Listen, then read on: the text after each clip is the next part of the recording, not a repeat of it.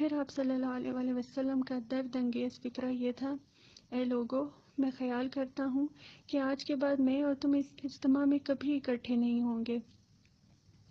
خطبہ حج مکمل ہوتے ہی جبریل امی تکمیل دین کی آیت لے کر حاضر ہوئے: آج میں تمہارے لیے تمہارا دین مکمل کرتا ہوں، تم پر اپنی نعمت مکمل کرتا ہوں۔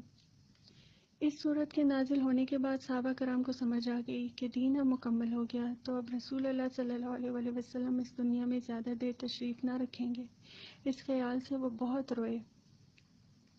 اس صورت کے نازل ہونے کے بعد سید عالم صلی اللہ علیہ وآلہ وسلم نے سبحان اللہ و بحمدہ، استغفر اللہ و اتوب الیہ کی بہت کثرت فرمائی۔